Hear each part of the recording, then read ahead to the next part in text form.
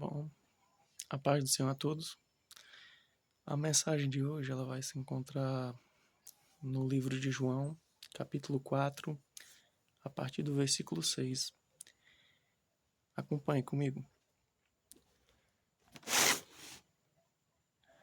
E estava ali a fonte de Jacó, Jesus, pois cansado do caminho, assentou-se assim junto à fonte. Era isso quase a hora sexta. Veio uma mulher de Samaria tirar água. Disse-lhe Jesus: Dá-me de beber, porque os seus discípulos tinham ido à cidade comprar comida. Disse-lhe, pois, a mulher samaritana: Como, sendo tu judeu, me pedes de beber, a mim que sou mulher samaritana? Porque os judeus não se comunicam com os samaritanos. Jesus respondeu e disse-lhe: Se tu conheceras o dom de Deus, e quem é que te diz, dá-me de beber, tu lhe pedirias e ele te daria água viva. Disse-lhe a mulher: Senhor, tu não tens com o que atirar e o poço é fundo. Onde, pois, tem a água viva? És tu maior que Jacó, nosso pai, que nos deu o poço, bebendo ele próprio dele, e os seus filhos e o seu gado? Jesus respondeu e disse-lhe: Qualquer que beber desta água tornará a ter sede, mas aquele que beber da água que eu lhe der nunca terá sede, porque a água que eu lhe der se fará nele uma fonte de água a jorrar para a vida eterna. Guarde essa expressão. Uma fonte de água a jorrar para a vida eterna. Disse-lhe a mulher: Senhor, dá-me dessa água, para que não mais tenha sede e não venha aqui tirá-la. Disse-lhe Jesus: Vai e chama o teu marido e vem cá. A mulher respondeu e disse-lhe: Não tenho marido. Disse-lhe Jesus: Disseste bem, não tenho marido, porque tivesse 5 maridos, e o que agora tens não é teu marido. Isso disseste com verdade. Disse-lhe a mulher: Senhor, vejo que és profeta. Nossos pais adoraram neste monte, e vos dizeis que é em Jerusalém o lugar onde se deve adorar. Disse-lhe Jesus: Mulher, crê-me que a hora vem em que nem neste monte, nem em Jerusalém adorareis o Pai. Vós adorais o que não sabeis. Nós adoramos o que sabemos, porque a salvação vem dos judeus. Mas a hora vem, e agora é, em que os verdadeiros adoradores adorarão o Pai em espírito e em verdade. Porque o Pai procura tais que assim o adorem. Deus é espírito, e se importa que os que o adorem em espírito e em verdade. A mulher disse-lhe: Eu sei que o Messias, que se chama Cristo, o vem. Quando ele vier nos anunciar tudo, Jesus disse-lhe: Eu o sou, eu que falo contigo. E nisso vieram seus discípulos e maravilharam-se de que estivesse falando com uma mulher. Todavia nenhum lhe disse: Que perguntas, ou por que falas com ela? Deixou, pois, a mulher o seu cântaro, foi à cidade e disse àqueles homens: Vinde e vede um homem que me disse tudo quanto tenho feito. Porventura não é este o Cristo? Saíram, pois, da cidade e foram ter com ele. É uma palavra um pouco extensa, mas com pequenos ensinamentos e outros bem mais profundos. Inicialmente, a gente vê um Cristo que estava andando sobre a terra ainda, numa forma de homem, né? Então ele tinha fome, o seu corpo físico tinha fome, tinha sede. A Bíblia vai relatar que ele era um homem de dores. E o que acontece? De repente ele chega à fonte de Jacó. Seus discípulos não estavam com ele. E de repente se aproxima uma mulher samaritana para tirar a água. E o que acontece? É interessante a dinâmica porque ela reconhece que Jesus é um judeu, do povo judeu, né? Na época. E aí o que acontece? A primeira coisa que ela se admira, ele falando com ela. Um dos primeiros ensinamentos que nós temos aqui, Jesus não é preconceituoso. Jesus ele se revela a quem ele quer. Ele fala com quem ele quer. Muitas vezes tem pessoas que se sentem rejeitados, né? Pensam que Cristo não pode falar com elas, que Cristo não as ama, quando na verdade é mentira. Ele veio para salvar, mas Cristo ele é educado. Ele bate a porta para falar com você da sua casa. Mas o que acontece? Nem sempre nós abrimos a porta. E Cristo ele respeita. Ele não nos força a sabermos sobre ele. Ele não nos força a aprendermos com ele. Mas quando nós fazemos como essa mulher e damos uma brecha não, abrimos a porta para que ele entre, aí começa. E então, de repente, acontece uma dinâmica bem interessante.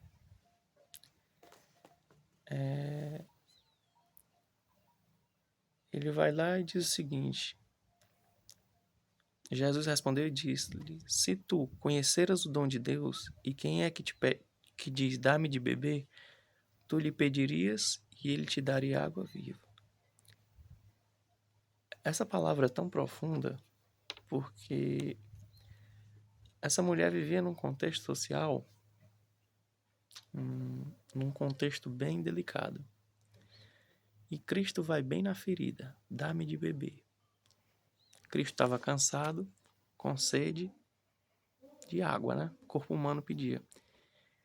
Entretanto, perceba que ele queria mostrar uma coisa a ela. Na Bíblia diz uma expressão que nem só de pão viverá o homem, mas de toda palavra que sai da boca de Deus. Mais ou menos assim.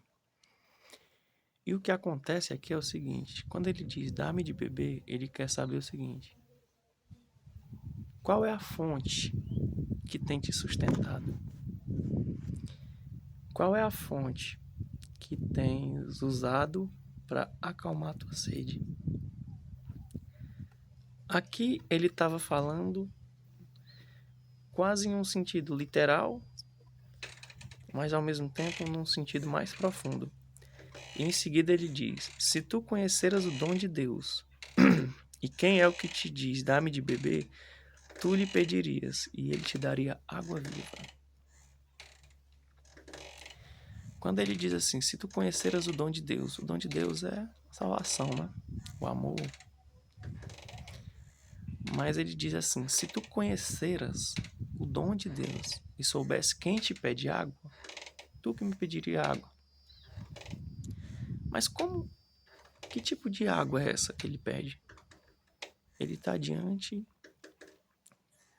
de um poço pedindo água e de repente ele diz que ele pode oferecer uma água. Eis aqui uma questão. Todo ser humano, ele nasce com uma sede. E essa sede, ela se intensifica à medida que nós envelhecemos. A nossa sede por fazer coisas que ocupem o espaço que nós temos. Todo ser humano tem um vazio. E esse vazio, ele não é obra do acaso. Esse vazio, ele vem e cada pessoa responde ao vazio de forma diferente. Algumas pessoas tentam preencher o seu vazio com materialismo, com objetos, com roupas, com produtos, com cirurgias plásticas, com objetos caros, com viagens. Só que essas coisas são apenas coisas passageiras. Uma vez que você come um alimento, você vai ter que comer de novo. Uma vez que você faz uma viagem, a viagem vai acabar. Já tem pessoas que tentam preencher esse vazio com caridade, que tentam preencher esse vazio fazendo, teoricamente, fazendo bem, tentando fazer a caridade. Já tem outras pessoas que tentam preencher o seu vazio com outras pessoas. Então vamos lá. E tem pessoas que elas tentam preencher o seu vazio seguindo fontes de pensamento, linhas de pensamento. Hoje eu te faço uma pergunta. Você consegue identificar o seu vazio? De onde vem o seu vazio? E qual é a fonte que você tem tentado beber para saciar o seu vazio? Só que aqui tem uma coisa muito interessante. Quando Jesus fala, se tu conhecesses o dom de Deus, e quem é que te pede águas, tu que diria dá-me de beber. Perceba que Jesus faz um desafio. E a mulher ela responde. Disse-lhe a mulher, Senhor, tu não tens com o que atirar e o poço é fundo. Onde, pois, tem água viva? Ela desafia, ela pensa ainda que Jesus está falando de algo físico. Por quê? Porque quando nós somos acostumados com o físico, o que é espiritual, ele nos é estranho. Então ela pensa, Senhor, onde é que tem essa água viva? Se é tu que está me pedindo de beber água. O poço é fundo, tu não tem como tirar. Onde é que tem essa água? Aí Cristo vai lá e diz, né? Enfim, ela continua dizendo, perdão. És tu maior que Jacó, que sustentou o nosso povo com esse poço? Em resumo, né?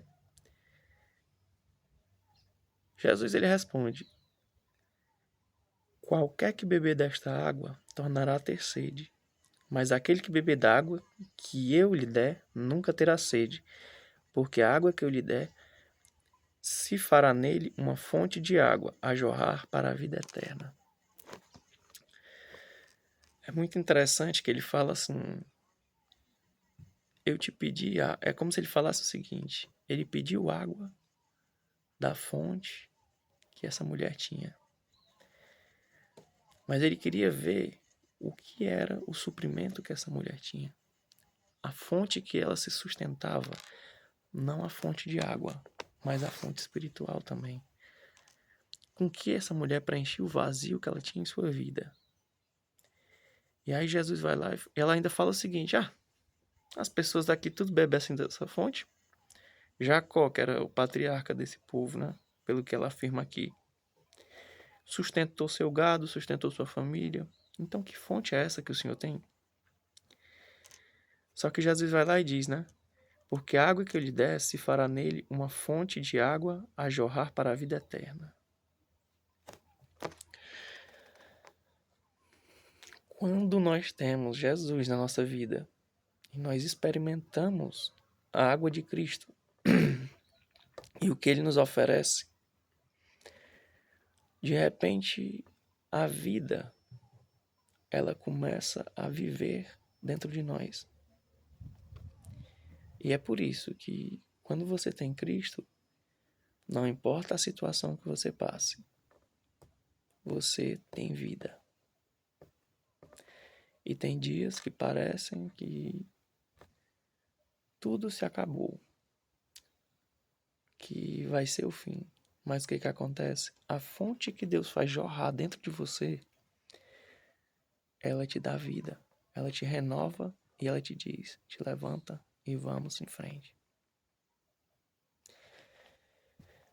É por isso que quando nós temos Jesus na nossa vida e nós aceitamos beber dele e aceitamos que a sua água jorre dentro da gente, Nós temos uma vida espiritual diferente, onde nós sabemos que no mundo vai ter adversidades. Nós sabemos que no mundo nós vamos enfrentar a doença, nós vamos enfrentar perseguições, nós vamos enfrentar muitas vezes rejeições, muitas vezes vamos enfrentar dificuldades financeiras, problemas familiares, às vezes problemas de ordem psíquica, momentos de abalo e tristeza, né? Mas tem algo no cristão que ele se recusa a deixar ele cair, a deixar ele padecer, que é a fonte de água que jorra para a vida eterna. E o que que acontece? A gente vê várias pessoas que tentam preencher a sua sede com diversas coisas, como foi falado aqui antes. Mas a fonte de Cristo, ela dá uma verdadeira saciedade. A mulher, de repente, ela fica encantada com as palavras de Cristo, porque Cristo, ele ia no profundo das pessoas. Ele tinha uma inteligência, ele tem uma inteligência acima de tudo. E aí, de repente, ela vai e diz: Senhor, dá-me dessa água para que não mais tenha sede e não venha aqui tirá-la. De repente, eu quero. Ela quer dizer: eu quero, Jesus. Eu quero experimentar o que tu tens a oferecer. E aí, Jesus vai e diz: vai, chama teu marido e vem cá. Perceba que quem falou para Jesus que essa mulher tinha marido? Jesus não era fofoqueiro.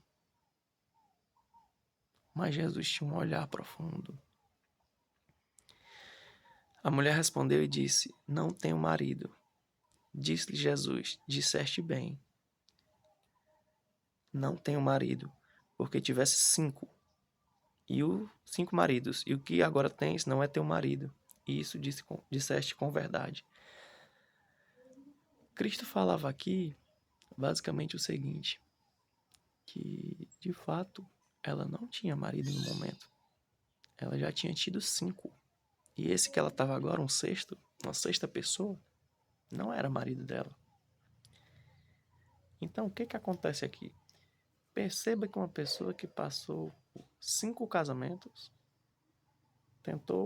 talvez tentando preencher algum tipo de vazio, algum tipo de sede, e perceba que é uma pessoa que se ela passou por 5 casamentos, é uma pessoa que estava tentando, muitas vezes, fazer dar certo, ou uma pessoa que estava tentando escapar da solidão, de ficar sozinho, né?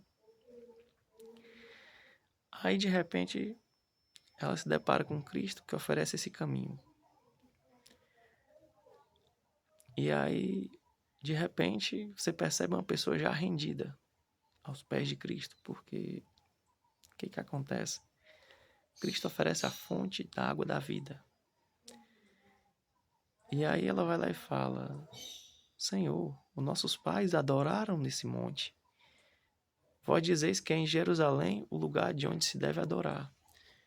Ela estava em um local onde fazia-se adoração. Como muitas vezes a gente também tem um local de adoração. Muitas vezes as pessoas se reúnem nas comunidades, nas cidades, em igrejas, para fazer seus momentos de oração. E isso é normal. Só que ela vai lá e diz: mulher, crê-me que a hora vem em que nem nesse monte, nem em Jerusalém adorareis ao Pai. Vós adorareis o que não sabeis, nós adoramos o que sabemos, porque a salvação vem dos judeus. Mas a hora vem, e agora é, em que os verdadeiros adoradores adorarão o Pai em espírito e em verdade, porque o Pai procura a tais que assim o adorem. Deus, ele quer ser adorado Lógico que a gente tem os momentos de reunião na igreja. Deus, ele quer... lógico que a gente vai ter os momentos de oração. Que a gente vai ter os momentos de intimidade com Deus no nosso quarto, na nossa casa, com as pessoas que nós cultuamos juntamente, né? Cultuamos a Deus junto com elas, perdão. Mas ele diz que a hora vem em que os adoradores adorarão ao Pai em espírito e em verdade. Com o espírito delas adorando, com a verdade delas adorando, com a vida exprimindo a adoração, com uma vida de adoração. E de repente, você imagina como seria diferente a sua vida, uma vida guiada por Deus, uma vida de adoração a Deus, uma vida de confiança em Deus. Porque a pior coisa é nos momentos de dificuldade nós não sabermos e não termos em quem confiar. Olhar para uma dificuldade e perceber que você não pode confiar em ninguém é aterrorizante. Olhar para a dificuldade e perceber que você está sozinho é aterrorizante. Porque quando o nome diz dificuldade, é algo que não é fácil passar. Mas o que acontece? Quando nós temos Jesus, uma coisa vocês têm que lembrar. Quem tem Jesus nunca está sozinho. Quem tem Jesus nunca está mal acompanhado. Quem tem Jesus sabe que está sendo guiado. E quem tem Jesus sabe que não importa a situação que ocorra, que não importa de onde venha a pedra lançada, de onde venha o tiro, de onde venha o canhão, de onde venha o golpe, porque às vezes o golpe vem de onde você menos espera. Mas quem tem Jesus sabe uma coisa: Ele está protegendo. E às vezes situações que vêm para matar seus sonhos, situações que vêm para roubar sua paz, situações que vêm para te destruir, não tem o poder de te destruir, porque você passa pela situação, mas a fonte de água que jorra de Deus te faz simplesmente viver. Mas a fonte de Deus, que Deus quer colocar em você, vai te fazer viver. Não importa quantas vezes você seja quebrado, não importa quantas vezes você tentou fazer dar certo, não importa quantas vezes você se quebrou, mas o importante é o seguinte: onde você tem se machucado. Às vezes o mover de Deus na nossa vida, ele vai permitir situações onde nós seremos quebrados. Mas nós temos a fonte de água. E a fonte de água vai fazer com que nós permanecemos, mesmo às vezes quebrados, que nós permaneçamos vivos. E como nós estamos vivos e muitas vezes quebrados, o que Deus vai fazer? Vai nos pegar nos braços e vai nos refazer.